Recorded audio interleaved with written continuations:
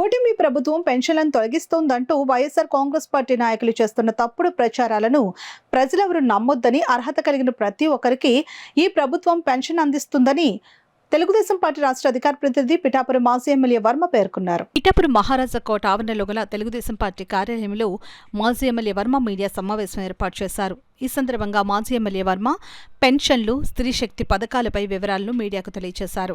ఈ కార్యక్రమంలో బొజ్జా సతీష్, కొండేపూడి ప్రకాష్, సకుమళ్ల గంగాధర్, సోము సత్యబాబు, నామదొరబాబు, కొరుప్రోలు శ్రీను, సూరవరపు సుబ్బారావు, మొల్లి నాగబారెడ్డి రాజు, పెళ్లి చిన్న, గాది రాజుబాబు, నాగార్జున, వరదా సత్యబాబు, కార్నాసుల రాజా, గౌతు చక్రం సత్యబాబు, గొర్రెల సత్యబాబు, ఎర్రంశెట్టి శ్రీను, గొడుగు సూరిబాబు, నూతాటి ప్రకాష్ తదితరులు పాల్గొన్నారు.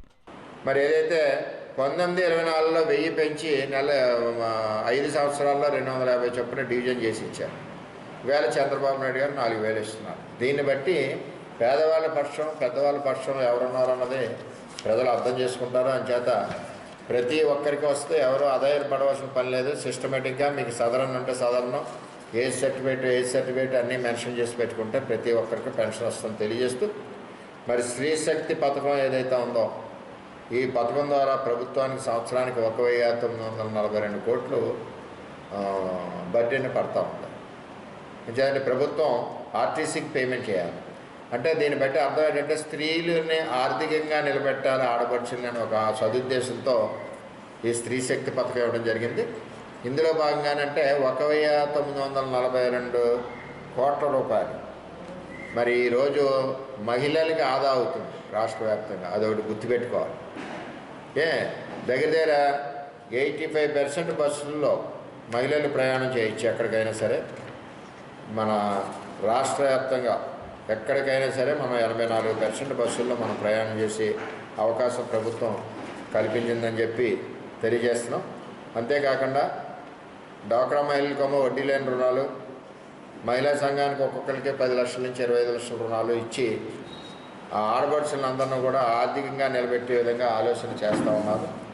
దీంట్లో భాగంగా అలాగే మహిళలకి ఇటు తిరుపతి వెళ్ళడానికి కానీ, సింహాచలం ఘాట్ రోడ్లో కానీ, దేవాలయాలకు కానీ వెళ్ళి ఉచిత బస్సులు అన్నింటిలో కూడా ఉచిత బస్సు ప్రయాణం ఇవ్వడం జరిగింది.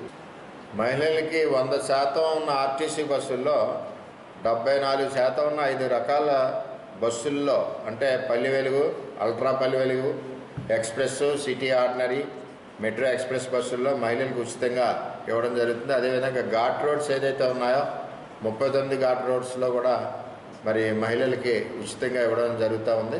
ఎక్కడైనా రాష్ట్ర వ్యాప్తంగా ఎక్కడికైనా వాళ్ళు ప్రయాణం చేయొచ్చు. ఒక ఆధార్ కార్డు నెంబర్ చూపించుకొని స్త్రీశక్తి పథకం అన్నది మహిళలను ఆర్థికంగా అభివృద్ధి చేయడానికి చంద్రబాబు నాయుడు గారు ప్రవేశపెట్టిన పథకం.